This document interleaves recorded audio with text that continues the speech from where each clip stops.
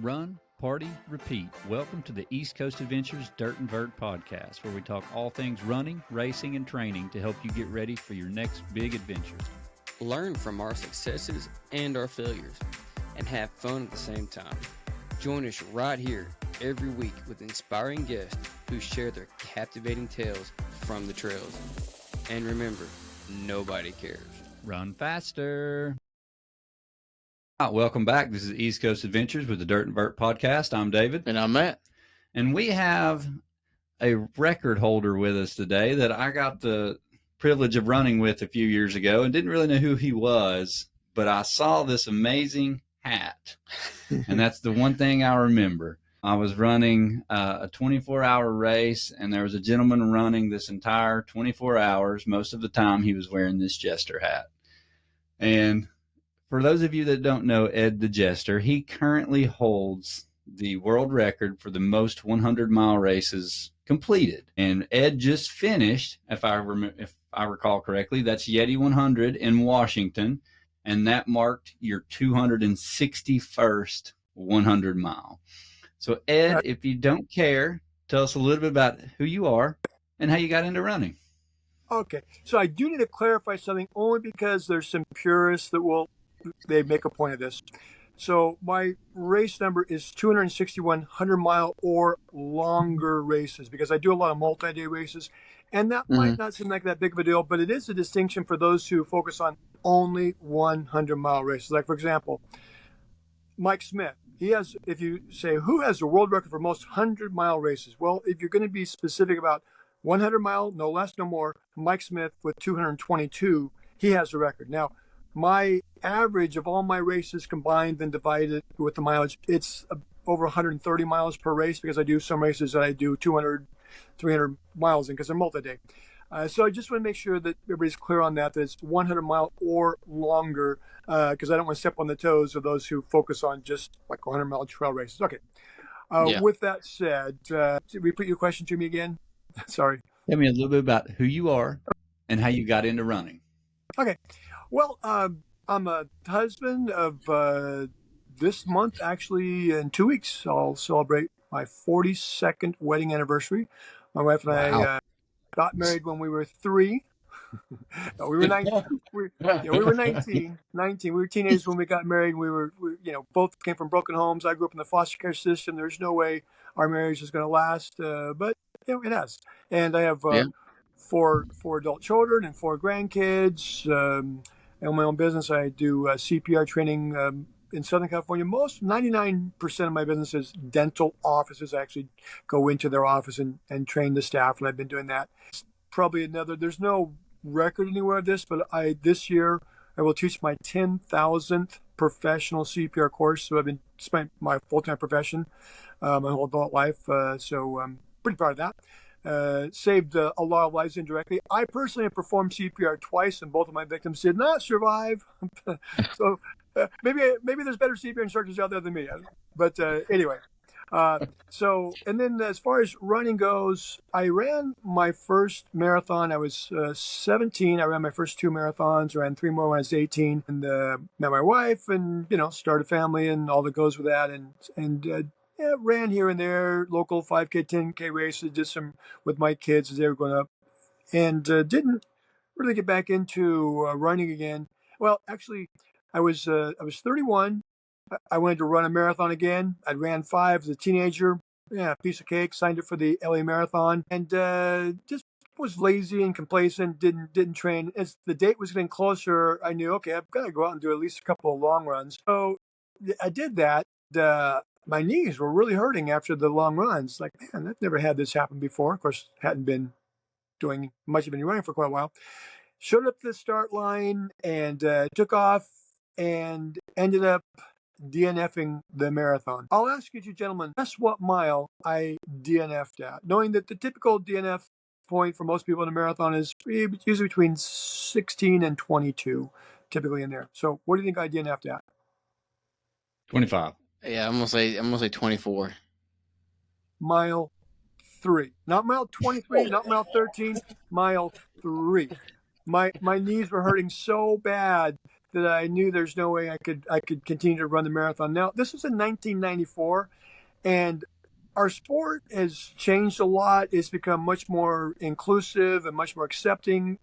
Back then, if you walked in a marathon, you were pretty much shamed. When I ran my first marathons, it was 1980. If you did less than a 4 hour marathon, it's like, don't even show your face. That's you're an insult to it, truly that. And to get into the Boston Marathon, it took a 2:50, and they didn't have different age variants, but it took a 2 hour 50 minute or faster marathon just to qualify for Boston. Anyway, back then I didn't realize, well, I could walk and still finish the marathon. I thought, you got to run the whole thing. So I turned around and walked against the flow of all the runners back to my car. And it was pretty shameful. Yeah, I was, really beat myself up. And then a couple weeks later, I was talking to a guy, and it's been now 30 years now. It was 1994. I don't remember if this guy was even a marathon runner, but for some reason, I took what he said to heart. I was telling him what happened, and he said, well, maybe when you did all those marathons as a teenager, maybe you did some damage to your knees. And that one response he gave me just stuck in my head, and that was it. My knees were ruined. I would never run a marathon again in my life. And 31 years old, washed up as a marathoner, and that was that. So then I'm in my mid 40s, and we made some investments in some real estate, some rental properties, and things look like they're going pretty well. And this is 2007, 2008 when the market crashed in real estate, and I was quite over leveraged and lost everything. That's bad enough. That can happen. The worst thing is I had completely mortgaged out my home and lost my home. And that's, it's bad enough to tell your wife, hey, honey, I made some bad decisions. I took too many risks, and, we're losing the home.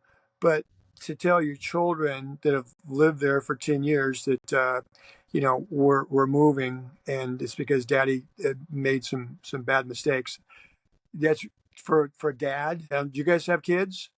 Yep. Oh yeah. Yep. That's it's one of the most difficult things I've done in my life, is had to have that conversation with my kids. Anyway, so I got in a really bad, deep depressive state, to the point where I was actually suicidal. I don't know if you're familiar with what's called suicidal ideations. It's where you actually start to plan, not just think I should end it all. You start to make plans of the ways you could do it. And I had a great plan. There was this mountain road that I had to sometimes travel on going to my dental offices, and I could easily just be going a bit too fast and not quite make a turn and off the edge of the cliff, and it would just be unfortunate. But luckily for me, I have a very bad habit that paid off in this instance. I tend to procrastinate things. I have this perfection procrastination personal trait. So I kept putting it off, and eventually my wife, she knew how bad this was, and she finally convinced me to get some help. And I got the medical attention that I needed, mental health attention that I needed, and got on some medication at the time, and turned things around. Now, it just happened to be that, but just by pure luck, the psychiatrist I saw was a marathon runner, had done Boston a number of times. And so when he found out I had done marathons in the past, he said, well, man, you got to get out there and start running again. I said, I can't run. I ruined my knees.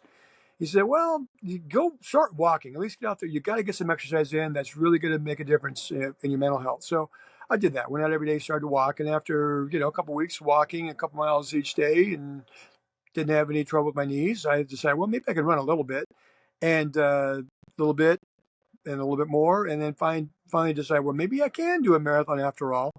And then, with properly training, I actually did finish the marathon.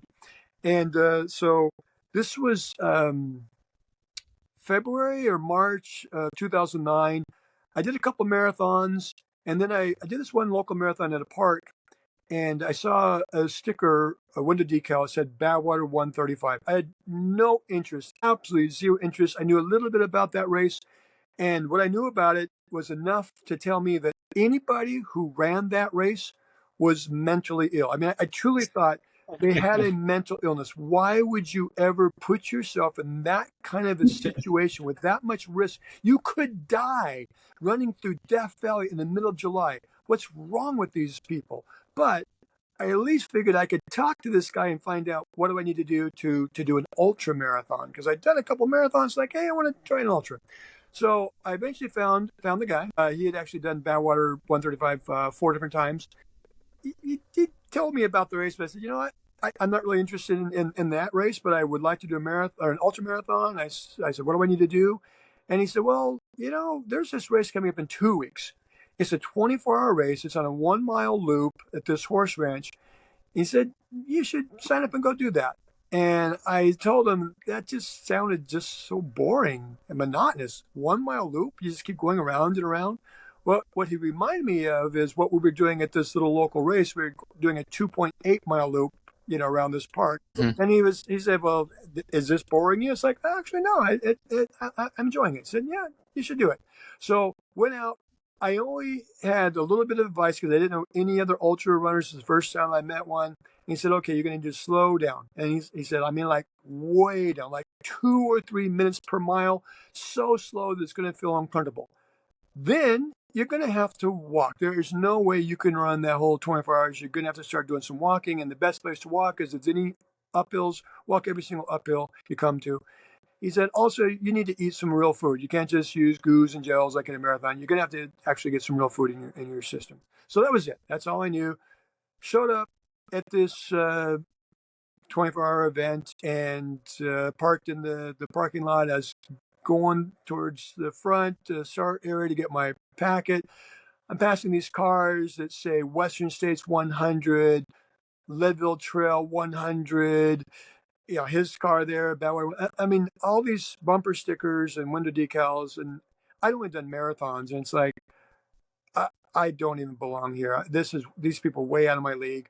I got my packet, took the stuff back to my car, and I actually would have left. I would have driven away, but my wife was going to come out later to crew me, and friends knew that I was doing this race, and I didn't want to, have that humiliation. If I hadn't told anybody, I'd have just got my car and driven away.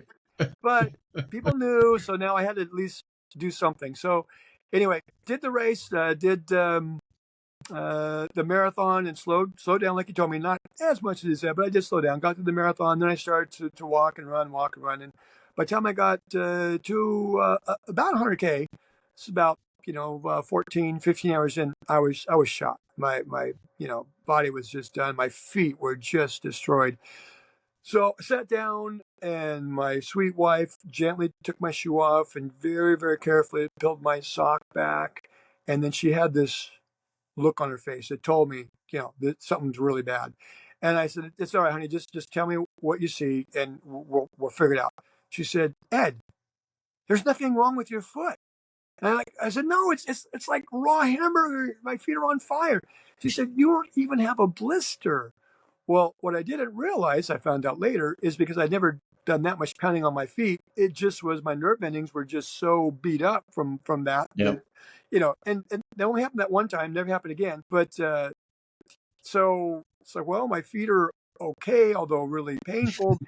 And this shows you what little I knew about these fixed time events. I love them now, but my first one, I thought because you signed up for the 24-hour, because they also had a 12-hour and a 6-hour. I thought that if you left the course early, you would get disqualified. I thought you had to stay on you're going super slow, because I saw people going slow. So I told my wife, well, I don't want to get disqualified. I want to, get this race finished. So I have to keep going. And she didn't know any better.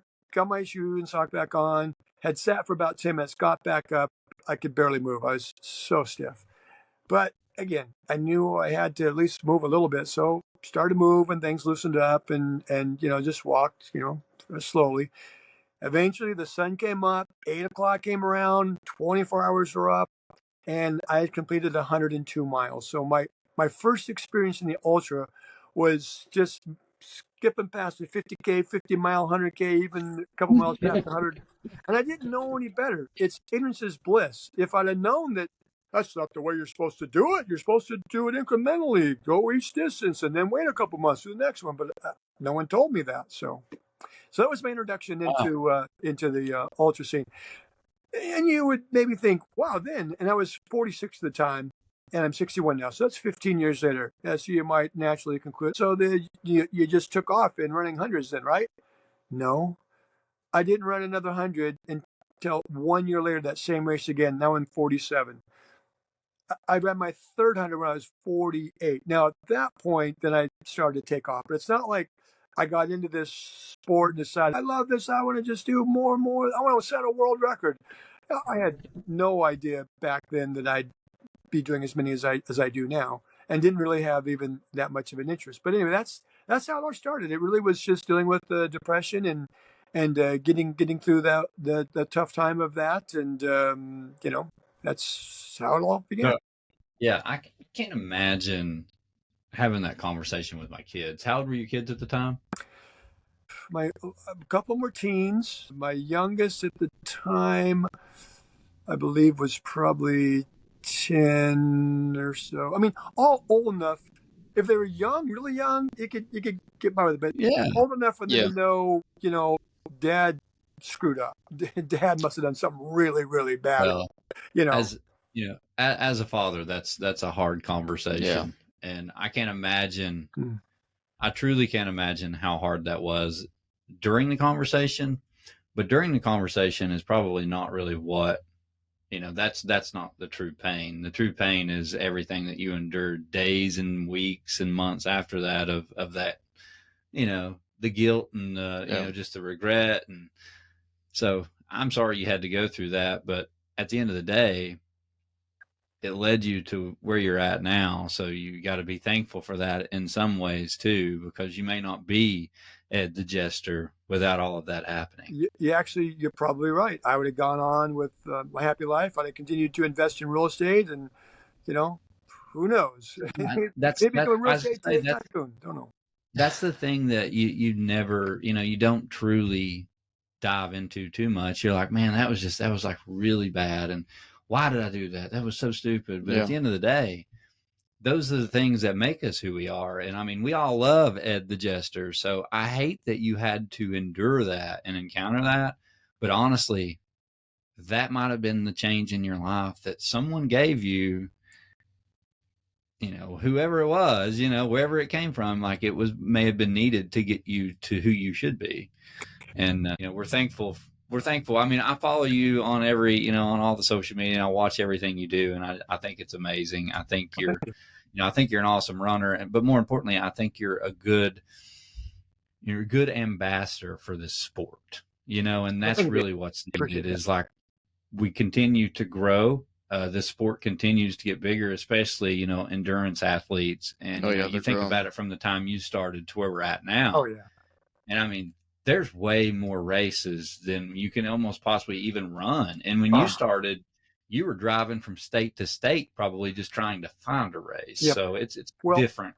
There a couple of things. One is thank you. I appreciate what you said. And it is true. And the reality is all of the growth that we've had, pretty much, if you look back on your life, the things we've had the most important growth, the most powerful growth, something bad started it typically. You had to go through something difficult to get to that growth, have that opportunity. So you're right. And that's the way I like to look at life at this point is, when something bad happens, that means there's something maybe good on the other side. If I just keep going and get through that door.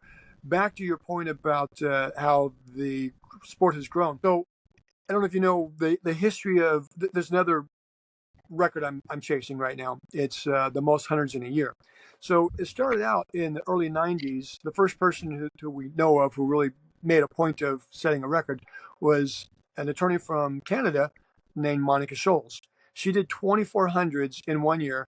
And back then, that was massive because that was about all the hundreds that there were in the 90s. So she pretty much did every 100 that was available. A few years later, she went back and did 28 in the late 90s. And that was a pretty big deal. So she had the record for the most hundreds done in a year. Well, it was a couple decades later, Liz Bauer from Georgia decided she wanted to break the records. She did 36 100-mile races, and her boyfriend at the time, Scott Brockmeyer, did 28. They're going to do each race together, but Scott got injured, had to take a little bit of time off. He ended up doing 28. She did 36. And that set the new record for male and female. He had the record for the male with the most 100-mile races in a year, 28. Hers was the female and overall.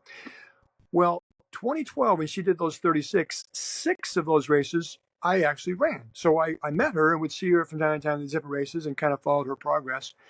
And at the time, I was already doing 15, 20 races in a year anyway, 100-mile races. And I thought, that's a little over 3 a month. I think I can do that. And I had, in 2010, 2011, I had actually broke the world record for most marathons in a year. Marathons and ultramarathons. I had done 135 marathons and ultramarathons in 1 year. Finishing my 135th race of the 365 days was actually Badwater 135. Made it works. Numbers guy. I just love playing with numbers. That's probably what keeps me sane when I'm doing these loops, just different numbers in my head. Anyway, so I was already used to going in a year-long quest and what was involved in that. So in 2013, I started out to break the record and got injured in March. So that was it for the year. So 2014, I decided, okay, I'm going to go for it again. So in 2014, I did 41 100-mile or longer races in 1 year. So with my 41 races, it ended up being about 4,800 miles. So quite a few of those were actually, much more.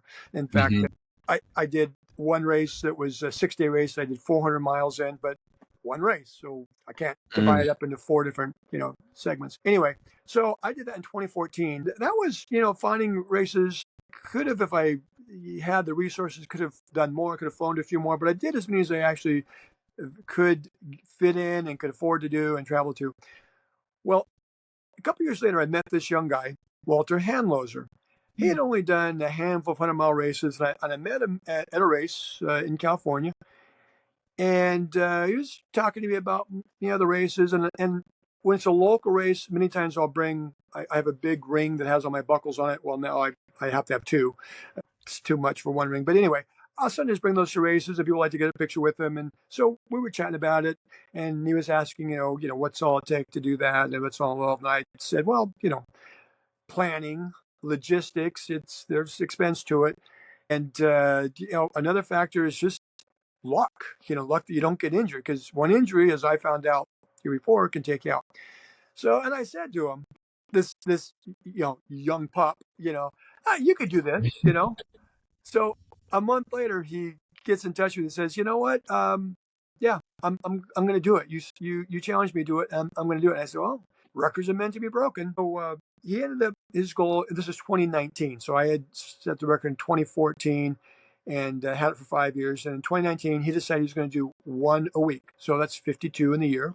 My record was 41, so he would, destroy that. He actually ended up with 2 DNS, but still ended up with 50 100-mile finishes in the year. Remember, back when Monica Schultz started this and did 24, that was pretty much every 100-mile race that existed. And now he's doing twice as many. And many times he had multiple choices on the weekend, that he could have chose from. So I saw Walter at a race that we did together called Cross the Years. It's in Goodyear, Arizona. And it has multi-day options. And so I told him, I said, Walter, I had the record for 5 years. You've had it for 5 years. It's this time. I'm going to do work and get it back. And his response to me was, it's about time, Ed. What took you so long? But he actually gave me a little extra incentive. He said, okay, Ed, so all you have to do is 51, and you're going to break the record. And he said, if you do that, that's kind of a cheap way to do it. He said, if you don't do at least 60, I'm coming back for the record. Now, mind you, Walter is 20 years younger than me. He's a much stronger trail runner than I am. I have no doubt he definitely could do it. Even though I only need to do 51 to get the record, I turned 62 in a couple months, so my goal is to do at least 62 or more 100-mile races in 1 year. Now, again, showing, how things have changed, how our sport has just exploded. One of my most difficult challenges is finding which race to do. There's so many different races, and I'm looking at, okay, obviously if it's close, that's going to be a priority because I want to fly. How difficult is it? If I get too beat up, that's going to carry over to the next week. And is it a race that I can possibly do multiple races? Like I just did a 10-day race. I was able to get 6 separate 100-mile races in that 10-day period. But I have all these options. Very unusual. This weekend, there's only one race in North America, and it's in Quebec, and I'm going to pass. I'll stay home for the weekend. So this is a rare weekend when there's not multiple races, and even there is a race. I mean, I really was mindset on I got to do one every single weekend. But I'm going to do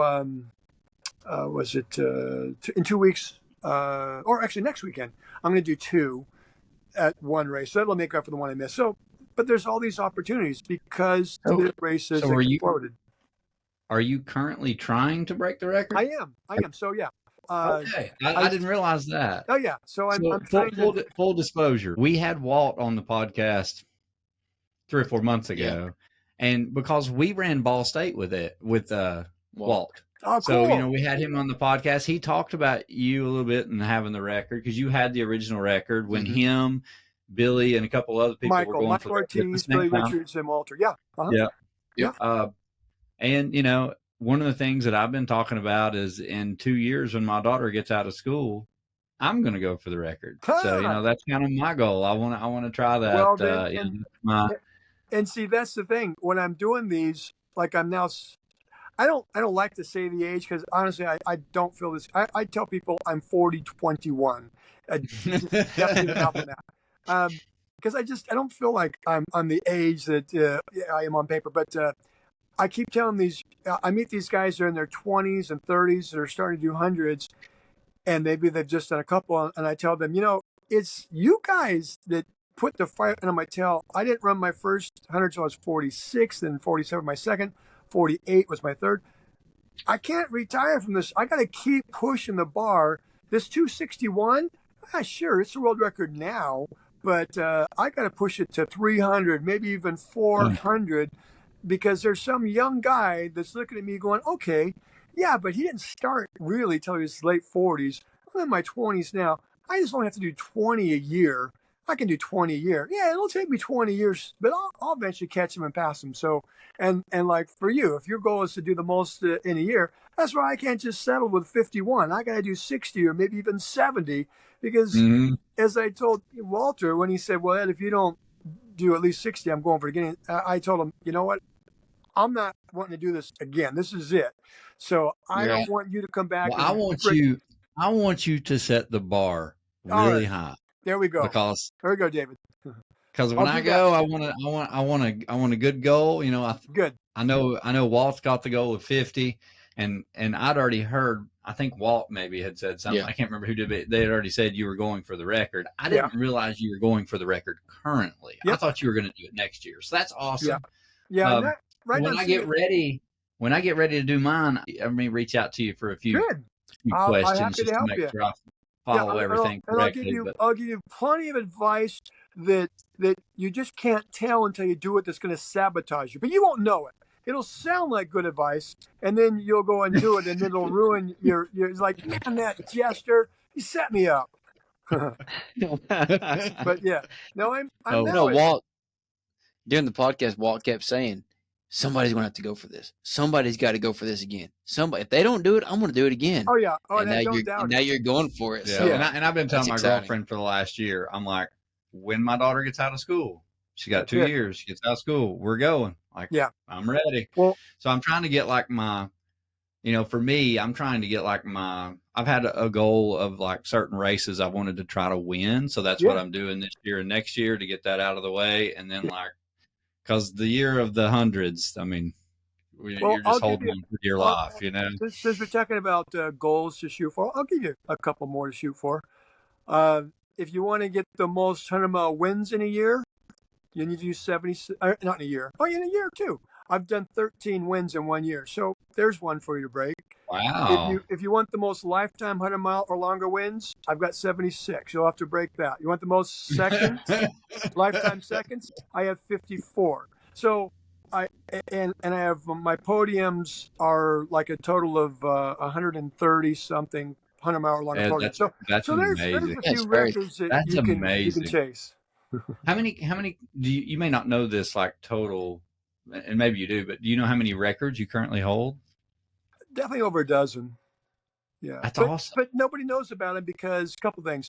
There's no place where they're kept. There's no governing body that keeps track. The closest thing to a formal body that tracks this is really Davy Crockett with the Yep. 100 times 100 mile club. There's 30 people now in the club. So you go to his site, he'll show what each of us have done, and he's pretty current. He might be a couple races. He might show that I've done 255. I'm at 261, but he keeps it pretty current. Other than that, like most people think that Carl Meltzer has the world record for most, and he does, again, technically for the most 100 mile, specifically 100 mile.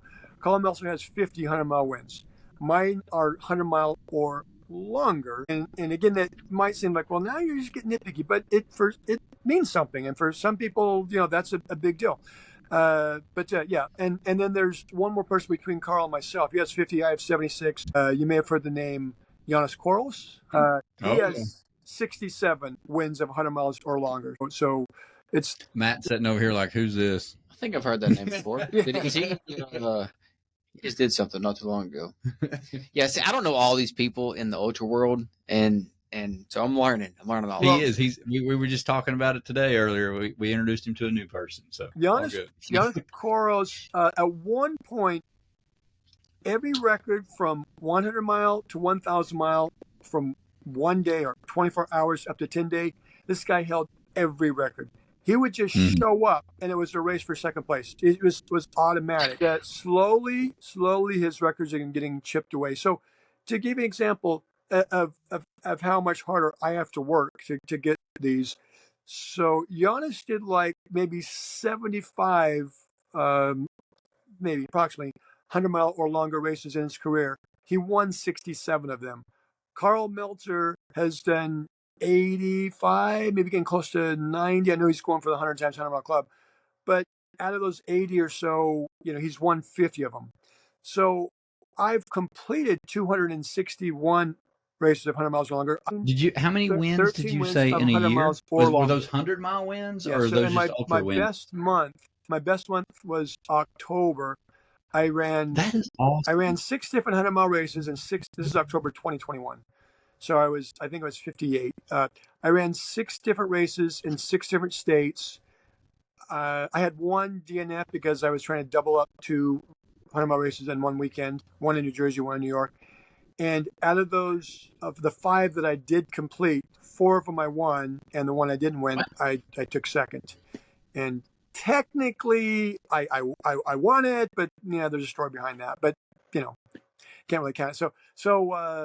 So yeah, that's 13 wins in 1 year is my record. As far as I know, now all these records, again, there's no place that you can go to find them. So as far as I know, I have to make that disclaimer.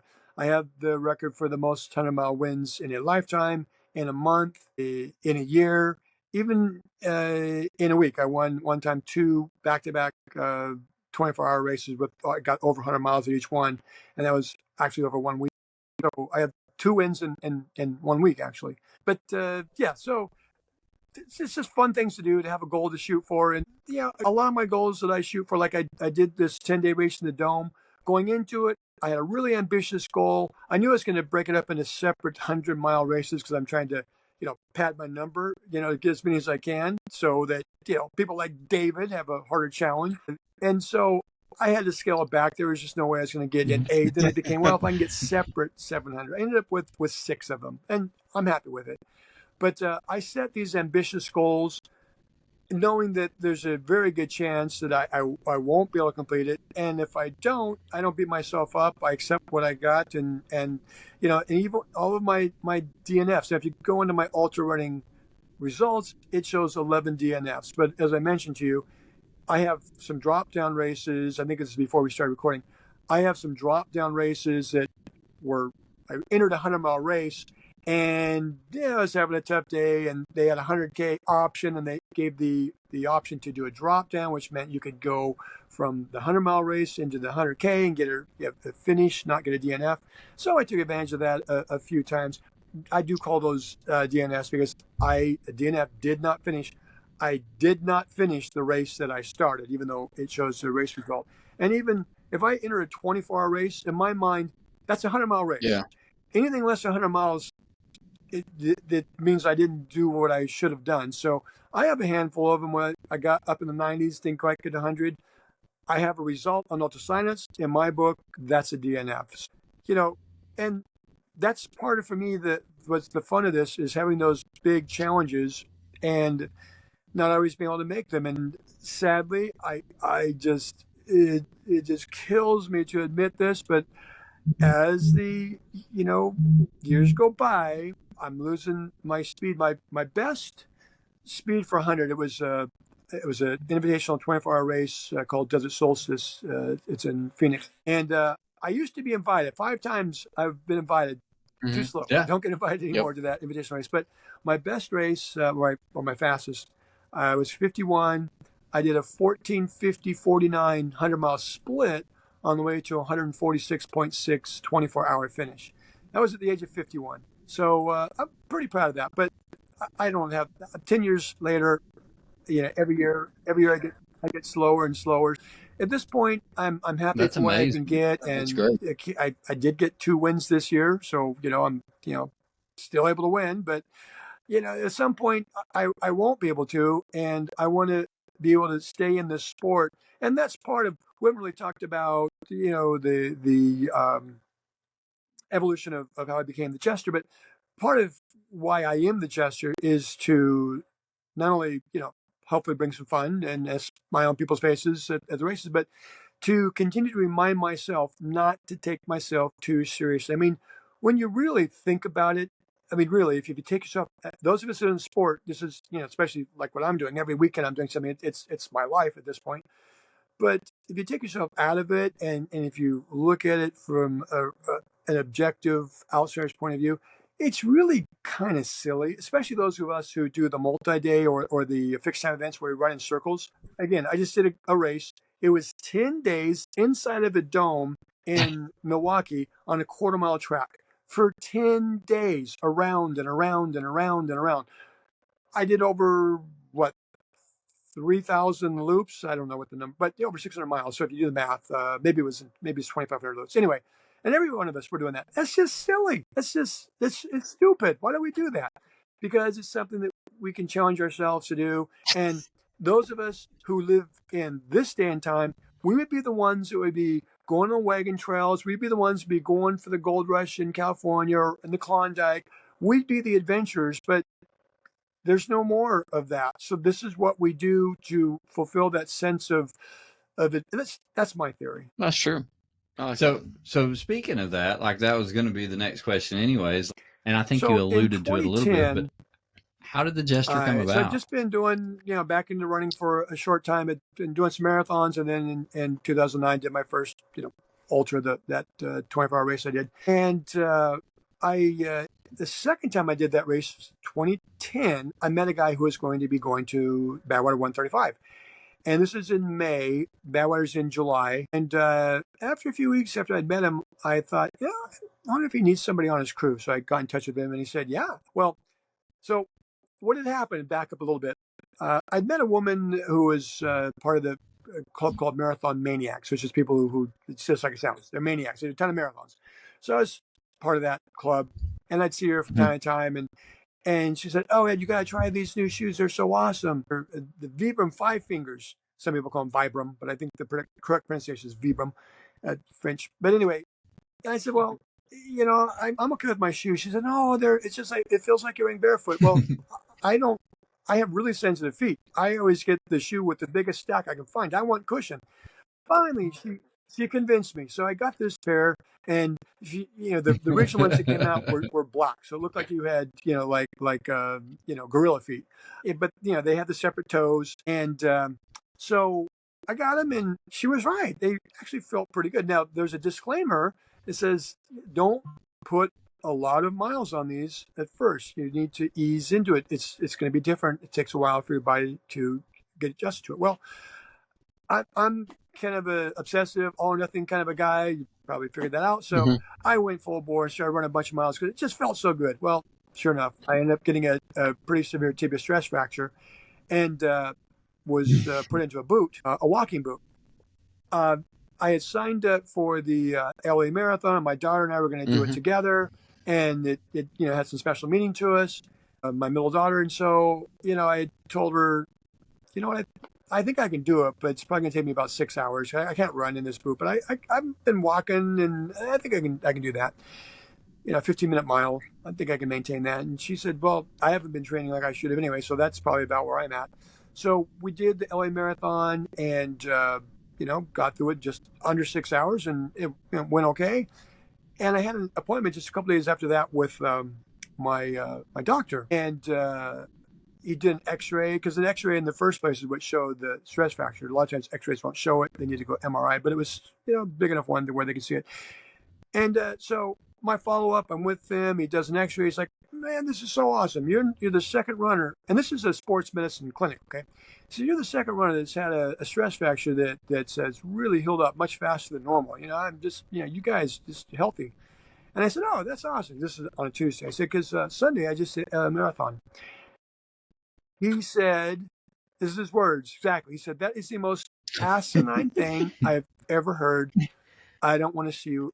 He actually fired me. My doctor, which actually was a PA, it wasn't the doctor, it was a physician's assistant, but he was the one that was doing all of the patient care. He fired me. And, on the spot. And so, weird. But anyway, so in May of that year, I went back to this 24-hour race, the one that I had done, my first ultra, and ended up being my first 100-mile race. I hadn't done a 100-mile since then, but went back to this race. It was in the boot. And in the walking boot, I ended up doing, again, 102 miles. Now, at that point, I wasn't a Jester. It was only my second 100-mile attempt. I was a nobody, really, in our sport. No one knew me. But that was my first claim to fame, is that crazy guy in the boot did 100 miles in under 24 hours. And it's how, like, fish stories, So over the years, I'll see somebody, they'll say, I remember when you're in the boot and you're running, you did like 120 miles in 24 hours. It's like 102, and I didn't run a single step. I walked, but the memory is that it was this massive thing. Anyway, so I got a hold of this guy that was going to be running Badwater 135, and I said, hey, I don't know if you remember me. I was the guy that was in the boot. I'd love to, if you have room on your crew, I'd love to be on your crew. So he responds back, so I remember you. Dude, you did 102 miles in a walking boot. I did 92 miles. Of course I remember you. Yeah, and I got a spot for you. You can be on my crew. So then when I went to Badwater 135, that was really the first real, I would say, real 100-mile race I'd been to in my life. Completely blew me away. Just the teams that were there, it's because it's a team effort to do Badwater 135. You can't do it by yourself. You have a whole support crew. And it's limited to 100 people from around the world, and just the camaraderie and the beauty and the challenge of the race. Remember, this is just 2 years, a year. This is only 1 year after I met that guy who told me I should go to this 24-hour race, and I thought people who did Badwater were mentally ill. Now, just a little over a year later, I'm at this race crewing for my friend, and afterwards he asked the 5 that were on his crew. Back then you could have 5, now they've brought it down to 4, but he said, did you guys do this race yourself, or would you have a crew again? And 3 of his buddies were marathon guys, and they said, yeah, I'd crew again, but no, I don't want to do this race. Only 2 of us on his crew had any 100-mile experience, and both of us had 200-mile races under our belt. So that was his experienced, crew guys. But we both said, I would do this race tomorrow. And I applied, and for the next 10 years in a row, I did Badwater 135. So anyway, getting back to my story, I've been doing marathons, and so I was at Badwater 135 with my friend Ryan, crewing for him, and one of his friends heard that I had been doing a lot of marathons. I said, hey, Ed, there's this contest. You should enter. It's put on by Runner's World Magazine and New Balance Shoes. It's for the most race miles in a year. And this is already July when he's telling me about this. And he said, you go to the website, look it up. You're probably already in the top 20 anyway. And so I looked it up, and sure enough, my mileage would put me in the top 20. But I saw where the mileage was, and I saw there's still 5 months left. If I crank it up, Who knows? I might be able to rise up. So the grand prize for having the most race miles was a $25,000 check to your charity of choice. And I had a charity that meant a lot to me for my youngest daughter, and the money would have meant it would be half their budget basically for the year. That's how small of a charity that they were. So I had a big incentive to do that. So I started running marathons every single weekend, and what I had that worked in my benefit is I was an ultra marathoner, so I could do multiple marathons in a weekend. I could go to like a 24-hour race and get 4 different bibs and knock out a marathon. Take that bib off, second bib, knock out another marathon. So I could rack them up. And it was race miles, so I didn't have to just focus on marathons. I could do 100-mile race. By the end of the year, it was just down to 2 people, and there was one race left that I could do. It was a 3-day race. I'd never done more than a 24-hour race for 100 miles, so this was a stretch for me, a multi-day. But I knew mileage-wise, the other person that was ahead of me, I could get ahead of her, and she wouldn't be able to catch me. So I did that and ended up with the win, got the check for my charity. The woman that I had beat, I had met at the same race that I met the guy who had done Badwater. And that year, she set the world record for most marathons in a year. Yolanda Holder and another guy, a guy from Texas, Larry Macon, had done 106 marathons in 1 year. So by the time I'd finished this contest, I had racked up a ton of marathons. And looking at the calendar and the math, it's like, you know what? I could continue to go till July. It's when I started doing that. And that would be 1 year. And I could actually break 106. And then I started doing the math more. And then I applied for Badwater and got in. And then I figured out if I just, tweak it right and step up a bit, I could actually end up with 135 by the time the 365 days is over. So that was Badwater 135 was my 135th marathon or longer. And people might think, so yeah, you did a 135-mile race. That's 5 marathons. No, it's one. It's only one race. So I didn't break it up into, because it's either 135 or 0. There's no in between with that race. Even though I did 135, quite a few of those were beyond marathon, and even a couple of them were 100-mile races. Anyway, now getting back to the Jester. So because every weekend I'm going out doing these marathons, every weekend, doing 2, 3, 4. So just to kind of make it fun, I started going to the local discount shop and buying used hats. And I'd find these crazy silly hats, put it on, run a marathon, and it's like, yeah, that was fun. Get another one, put it on, run a marathon. So I came upon this Jester hat and I put it on and ran a marathon. It's like, it just seemed to fit my personality for multiple reasons. One is I've always gone against the grain. I've always been an outsider. I grew up in foster care. And if you know the history of the actual Jester in the Renaissance period, the court Jester had a unique role in that it was the only one who actually had the ear of the king and queen and could basically say anything he wanted and get away with it because he did it with wit, with humor. He entertained them. And he wasn't a blue blood. He was, a commoner.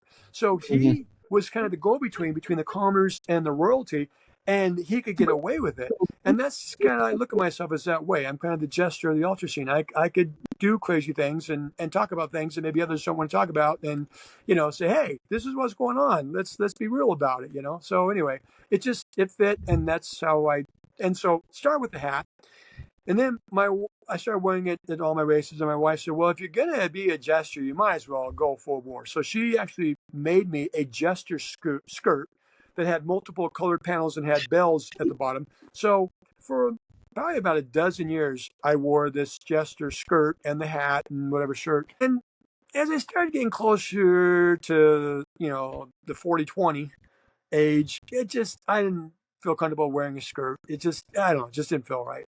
So then I found, I started first just wearing these cheap suits. They're actually called Ugly Suit. You can get them at Party City, like $30.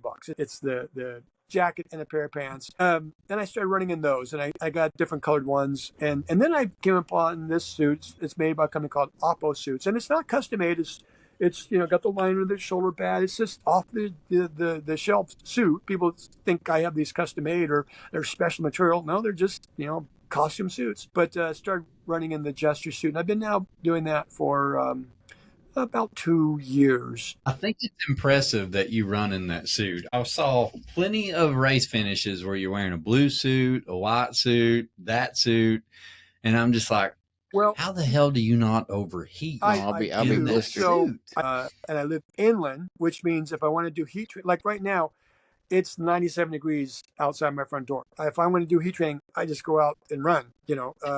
Now, and this is the joke that we like to talk about, but it is true.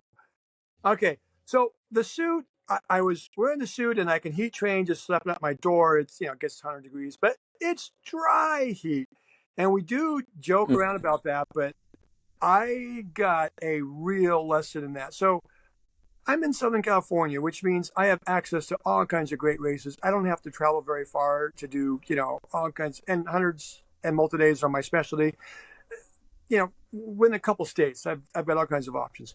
But this crazy thing happened in 2020 called COVID. And sure enough, California, everything closed down in California. All the races closed down. And I was trained for Badwater. It was going to be my 10th consecutive Badwater. I had 10 in a row, 9 in a row. I finished every one of them. This was number 10.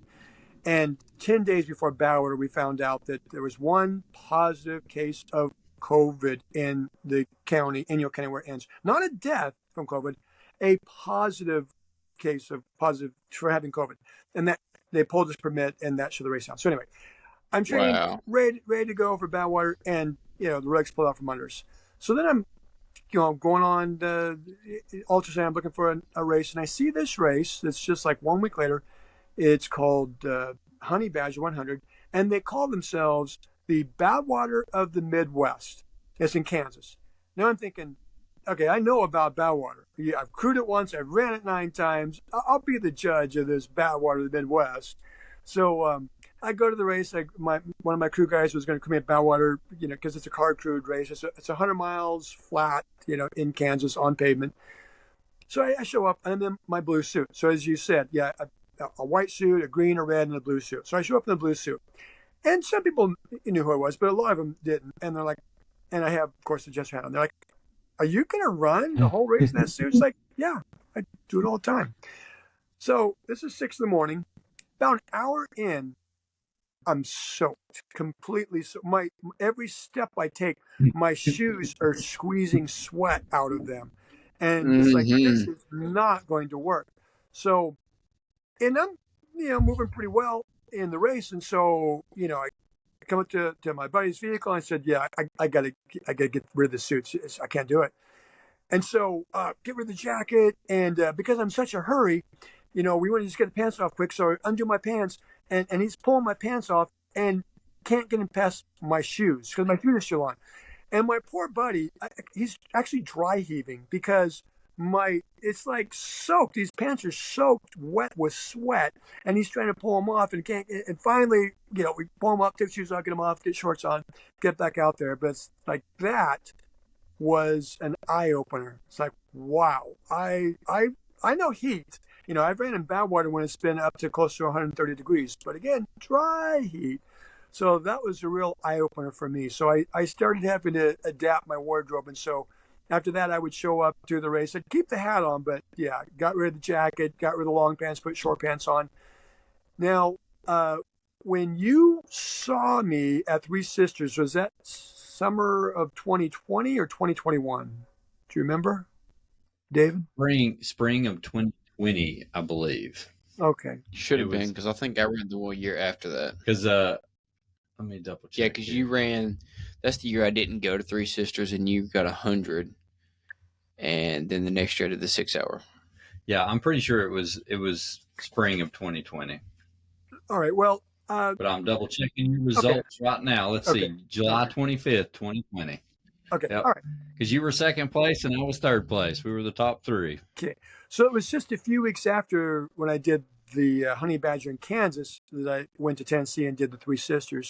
So as you saw, I didn't have the jacket on when I showed up. I got a little wiser. Sometimes I learn from mistakes. A lot of times it takes 3 or 4 times for you to make. And then here's another thing too. When you've done so many hundreds, it's easy to get complacent. And then, and this is terrible, you start making rookie mistakes. Like I'll show up to the race and I'll be missing something vital. It's like, how did I miss? How did I forget to bring that? Well, because I don't use a checklist. Why would I need a checklist? I know what I need. And so you start doing stupid things. Mhm. Is you know better than doing. It's embarrassing. But so so I started doing the races with adjusting my, as I needed my outfit. Now there's one more part of my ensemble. So of course there's the hat, there's the jacket. Now this shirt. So this is in 2021, in April 2021. I'm about to hit my 200th 100-mile race. Only one person in the world has done, at that point, 200 or over, and that was a woman from Great Britain, Sandra Brown. I was at the 6-day race across the years in Arizona, and typical, and then going around together. Then Andy said, I need to take a break, but I'll listen when you come back around, 1-mile loop. When you come back around, I'll jump in and, we'll do more miles together. So about an hour goes by and doing the loop, and I hear these footsteps coming up really fast behind me, and look around, and it's Andy, and he's crying. He's literally tears coming down this grown man's face, and this is not like him at all. It's like, Andy, what's going on? And he was like completely not himself. He's like, they wouldn't let me out of my car. They had me trapped in my car. They wouldn't let me get out. And it didn't make any sense at all. And we kept walking. And eventually we figured out that it was a hallucination. Andy had gotten in his car. He didn't remember he had locked the car when he got in, take his nap.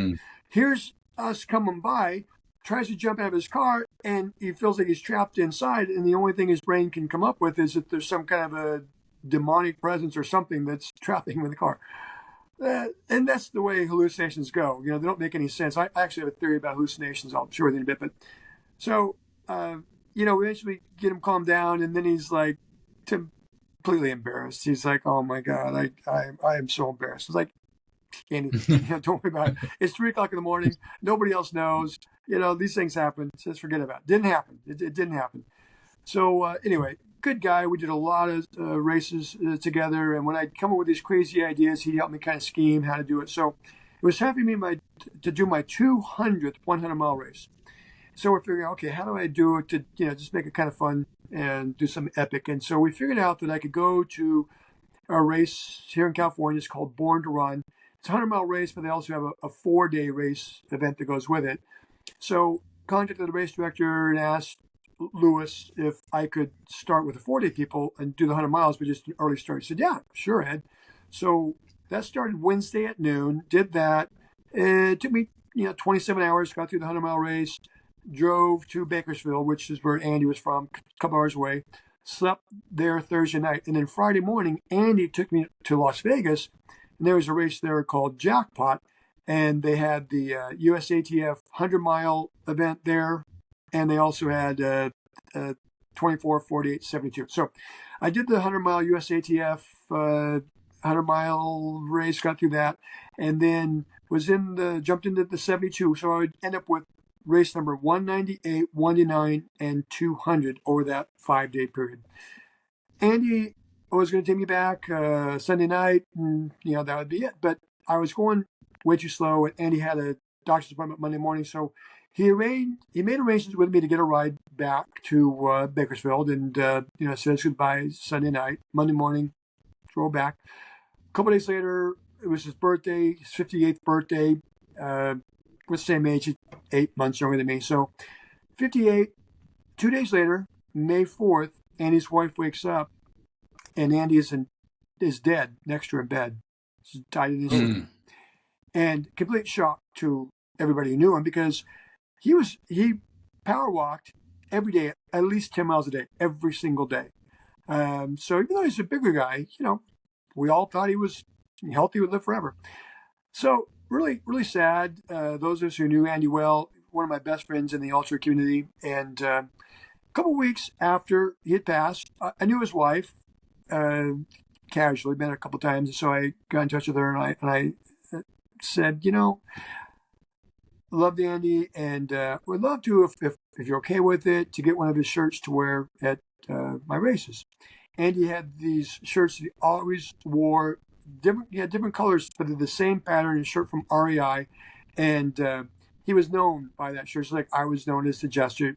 Andy was known by his shirt. So his wife actually did give me one of each of his shirts, the different colors. He had the blue, the green, and the yellow. And this is an Andy Noyes shirt. I have now worn one of his shirts in over 60 100-mile race attempts. Now, actually, it's probably over 70 because I've completed 60 since he passed, but I probably got 10 or 12 DNFs. And that's actually appropriate because Andy DNF'd quite a few hundreds he attempted. And so Andy is with me at every single race. So whenever I love that. it means a lot to me because whenever I in a race and things start getting tough, all you have to do is look at my shirt and think, man, Andy would do anything to be here. It's been 3 years since I started wearing Andy shirts, and anytime I'm having a difficult time in a race, which you might think, come on, you've done so many of these. How would you have a difficult time? Yeah, it's still 100 miles. And, it's still 200,000 plus steps. So anyway, when I'm having a difficult time, I just, think of Andy, look at the shirt, and just remember that Andy would do anything to be here, and remind myself that at some point, hopefully, 15, 20 years or more down the road, some point I won't be able to do these things. But today is not that day. And you never know. You never know. Life can end, we're one heartbeat away from, life being over. So you enjoy what you've got and make the best of it. Even what you might or some might consider to be a terrible race that I've gone through, a terrible DNF, it's still something of value. In fact, sometimes the most memorable races are the ones that just are the worst ones and maybe don't even finish them. But there's so much that can be learned and gained and growth that can occur. So, with Andy with me at every race, there's nothing that could happen other than me getting killed in a race or dying in a race. Nothing that can happen that's as bad as Andy, losing his life. So it just puts things in perspective for me. I love that. And the fact that you race in that shirt every time is really cool. I didn't know that story. Just shows the type of person you are too, Ed, like being the ambassador for the sport and also just being kind. Like that's just shows, how much you care about people and about this, this sport in general. And that's the thing that I think so cool is like, I remember Walt telling me that he reached out to you about the race or about breaking that record. And like, I think that's one of the things you see in this sport that you don't see in other sports is your willingness to share. Like you said, records are meant to be broken. And the fact that you do share that information and you show it. And, like, I'll be honest, the biggest reason I want to go for the most 100 milers in a year is because I talked to Walt. And then he was talking, and I followed you through some of it, and I followed them, and when they were going for it, and I just thought it was really cool. I'm glad you shared that whole backstory of how this came about. But to me, you were the inspiration for that. Like I remember Ed the Jester having the record. I didn't start running till 2015. That was when I first started running. Okay. So to me, it's like I've picked up on some of this stuff from you and others, and like to me that. You're that person that I'm trying to break the record with. I know Walt holds it, but you kind of started it for me on that piece. And like, whether I break the record or not, I want to try. I want to throw my name in the hat just because I think it's cool. And I've seen you guys do it. And I think it's going to be awesome when I get a chance to do it. And I hope you break it. I hope you set a record that, it stands for a long time. And to me, that's the thing that's different. I appreciate that, David. And just to plant a little seed, not that I'm trying to dissuade you from going for my record, but, Walter's goal in 2026 is to break the record for the most 200-mile races in a year. He's going to do 25 to 30. That might be a pretty cool record, David. You might want to go for that record. That would be a cool record. I love it, Ed. Well, I can't wait to follow you this year. I didn't know you were doing that. I'll be paying real close attention to what you're doing the rest of the year. Yeah, I appreciate it. But man, and you know what? Yeah, I Go just ahead. want to say, like, that story with the shirt and everything, I didn't really know all of that and the Jester hat and how it all came about. And, it was different pieces, which is kind of cool. And your wife was involved. And, you have to have, and that's one of the things that I think is really great too, just having people on the podcast and listen, because to be able to do what you do and to race as much as you do, you have to have a healthy relationship, in general. And, it sounds like your wife is very supportive of what you do. And I just wanted to ask this in the very beginning when we were talking about it, and it kind of come full circle at this point, but like, you told your kids that they were going to lose their home and all this stuff's happened. And then you became Ed the Jester. And now you're this inspiration to so many people, and you've set all these goals and these records. What do your kids think about that now? Well, here's the funny thing. If you would have talked to my kids and say, yeah, hey, I know your dad as a world record holder, right? And 100-mile race, yeah. Oh, how many has he done? Oh, maybe 200 or maybe more. They they know I have the world record. They're really supportive, and I see them quite often. We'll see them all tomorrow. But it's not a big deal in my household, quite frankly. I mean, it's a big deal for me, and of course my wife, because she's in it with me, and misses every weekend that I'm gone. But it's not like we talk about it when I'm with my kids. We talk about just regular family stuff, and it just doesn't really come up at all. So I know they're proud of me. All my kids have all done marathons. My middle daughter, who's the one that I was doing the LA Marathon with in the boot, and was crewed me at 7 of my 10 Badwaters. And by the way, my wife is always my crew chief at my Badwater, so that's another I love it. reason why I really love Badwater so much, is my wife can be a part of it. But it's just a side thing that I do. I don't really make a big deal about it. You won't see anything in my house. If you walk into my home, you won't see anything that would lend you to believe that I do what I do, unless you went in my closet and saw the Jester hat and the suit, or I've got a box that's got my buckles in it. But you'd have to It's know where that. almost like he has the bat cave somewhere in his house. He's got all Exactly. these medals and Yeah. a Jester suit back there, and he's like, open the door. He's like, it's time. You open the closet, Yeah. push a button, you got a secret room in there. Yeah. So Well, the thing. I definitely think we've got to get you on here to do a part 2. I don't feel like we've even touched the surface of what we want to really get into with you. Mm-hmm. But I kind of figured that might happen with as many races as you've ran in your history. So if you don't care, we'd like to have you on, and I'd be we so may honored. reschedule you again for next month if you have time.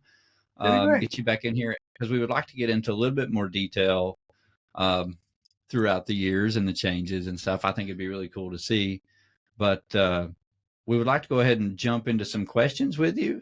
Sure. If you don't care, we got some listener questions. And then I want to ask you the very first question. And this is a question we ask every listener. And that is, why do you run?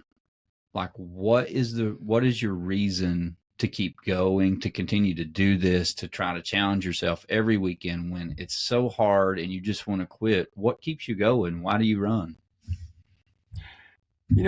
David and Matt, I really, truly, truly wish I could come up with some bit of a nugget that you would go, wow, that's it.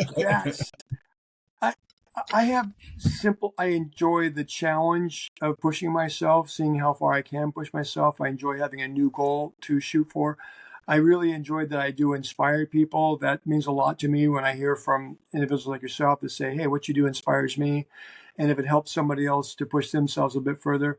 I also want to encourage people who think that they're too old to try things. Like, I didn't even start doing this till my late 40s. And, in my 50s is where I really have had the majority of my success in running. And, now I'm into my 60s and still able to do it. So, I like to inspire others to not think that there's things that they make limiting that's really in their mind, like their age.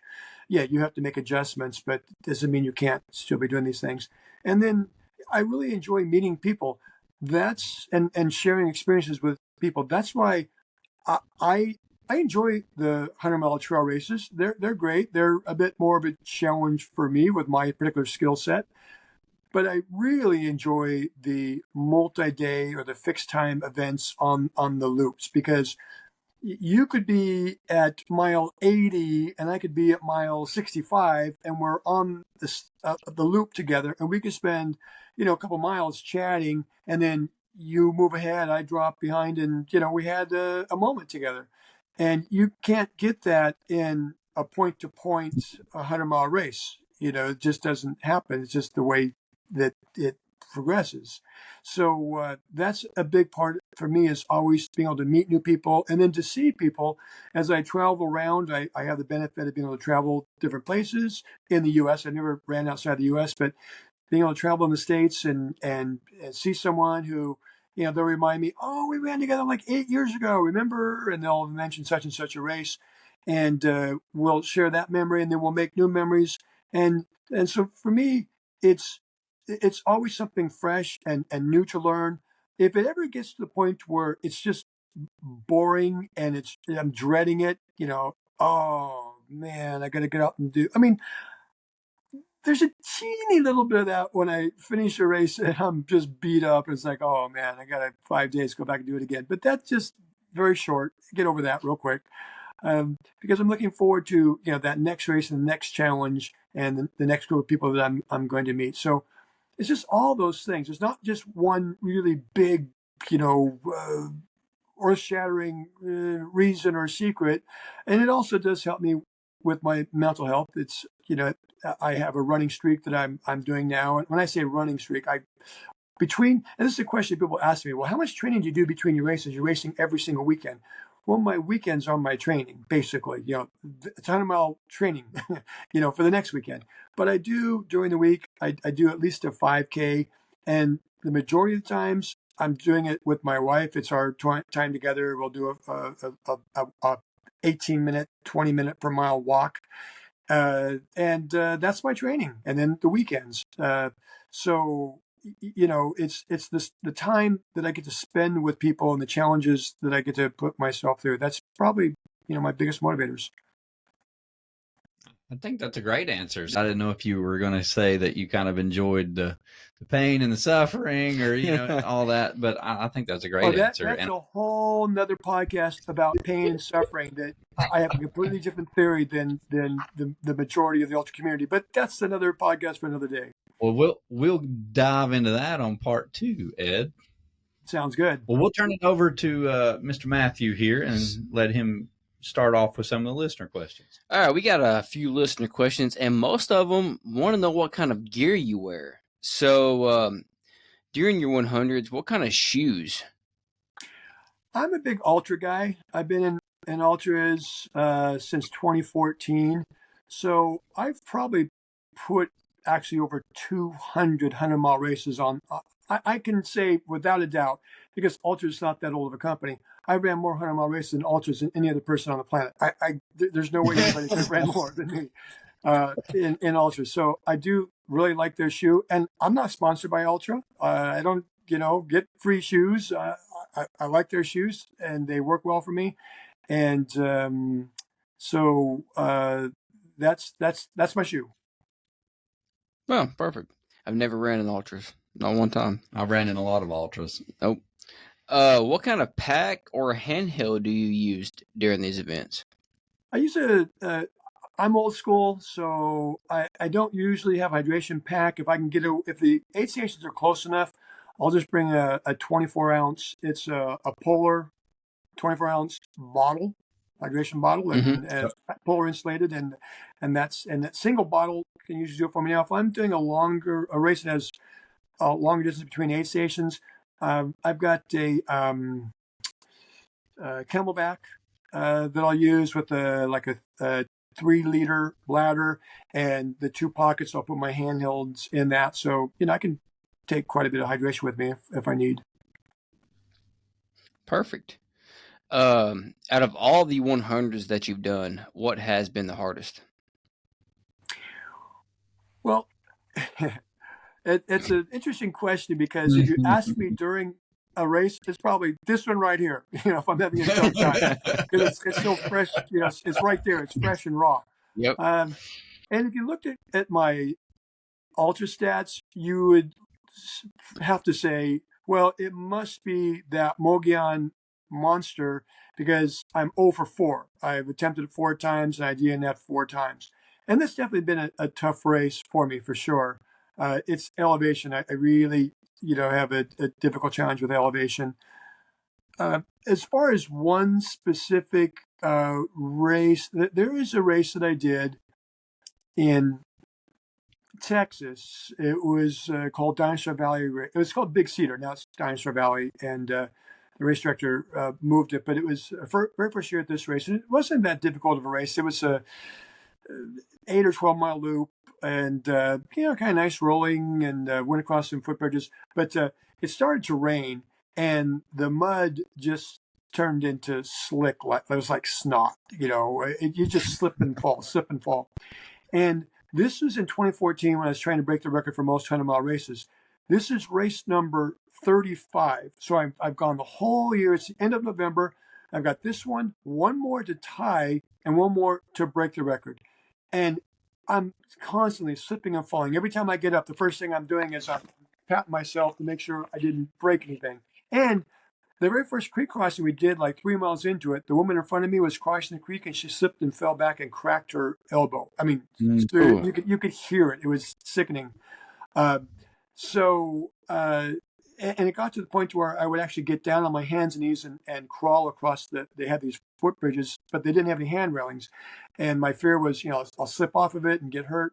So that was probably one of my most difficult races, just not knowing if I was going to finish and being that close to the record and just that mental pressure. Physically, it wasn't the most challenging as far as the most elevation, climb. It wasn't at the highest elevation level. It wasn't the hottest, the coldest. It just was that constant falling, getting back up, and constantly worrying. This every time I'd fall, this could be it. This could be it. And that's one that sticks in my mind. And then, but I'll be at a race with somebody, and they'll remind me of a race we did together. And they'll say, "Do you remember how hard that was?" And I'm like, was it that hard? Man, we could barely walk. It was like 50-mile-an-hour winds, headwind, and hail was so strong. It's like, oh yeah, I do sort of remember that. It's this runner's amnesia thing where, the bad things either tend to fade away or they get to be where you embrace them with some sort of respect and love. The further away they get, the more enjoyable they are to talk about. You know what I mean? When you've had a really tough experience, the further distance between you and that event, the more enjoyable it is to talk about it. But at the moment, no, it's terrible. It's miserable. So I've had other ones too that have been difficult for me, but I tend to just block those out. I compartmentalize. I don't think about the difficult parts. All right, my last question is, with all these 100 milers that you do you have a crew or do you do them by yourself? I do them pretty much solo. The rare exception is Badwater, which you have to have a crew for. Mm-hmm. And so I obviously have a crew for Badwater every all 10 times I've done that. I don't ever have pacers, but it's not because I'm opposed to pacers. I just don't want to obligate anybody. Now, I will tell your listening audience, if I'm going to be doing a race in your area and they allow a pacer, say they mile 50 on, you have a pacer. If anybody offers to pace me, I'll take them up on it because I don't need a pacer. I just want the company. I like having someone there to chat with, to hear their story, to learn from them, to have experience together. And whenever I have a pacer, I always typically have a negative split. I actually typically am faster at the second half of my race. For whatever reason, the extra dynamics they bring, the energy. I did in 2014 when I was working on breaking the world record. My wife made a commitment that she would help me with, all the races, as many as that she could travel to without having to fly to. And unfortunately, I burned her out. She crewed me so many races, and she didn't pace me, but she was there as my crew.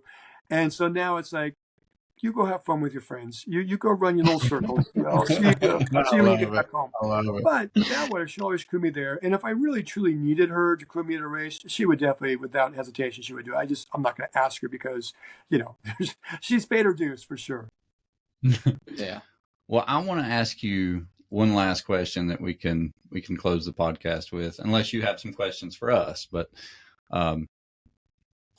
you've ran 261 races over 100-mile distance. Do you think it ever gets easier? Some parts of it do. I'll tell you what gets easier.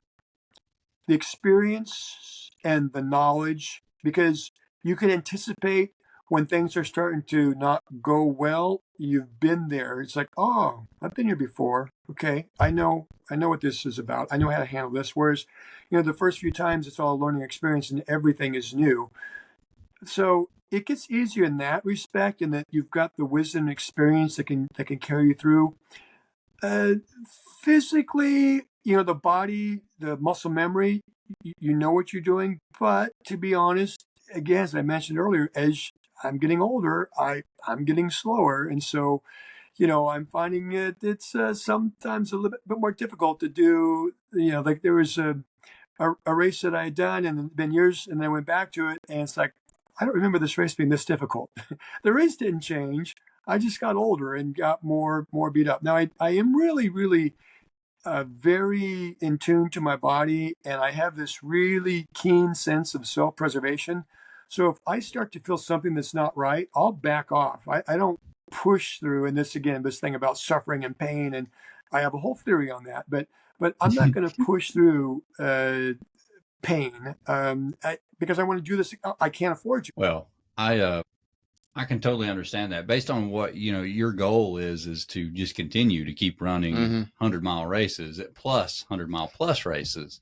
So I totally get that goal, and I can't wait to hear on part 2 like what your thoughts are on pain and suffering and getting into that. But thank you so much for your time, Ed. It's been awesome getting to hear some of your story. I can't wait till part 2 to hear the rest of this. I got lots of questions, but I just want to keep hearing stories. I know. But thank you so much for what you do and for inspiring people. And I know you've been through some really hard times in your life, but they've all led to where you're at now. And I can only imagine how that journey felt in the moment, and that you probably never thought that you would be sitting here today in a Jester hat with 261 races behind your belt and all these accomplishments that you have, done. But we're just so thankful, to be able to follow your story and for you to share your story with us. And, I just want to say thank you, Ed, for inspiring so many people throughout the running community throughout the years. I mean, it's pretty amazing what all you have accomplished in, the short amount of time, honestly, that you've been running. If you think about it in general, you didn't start running till you're really like this till your late 40s. So, I mean, that's pretty impressive what you've done in this amount of time. So I just wanted to say thank you. Thank you. Thank you. Thank you, David, Matt, and happy July 4th. All right. Bye, guys.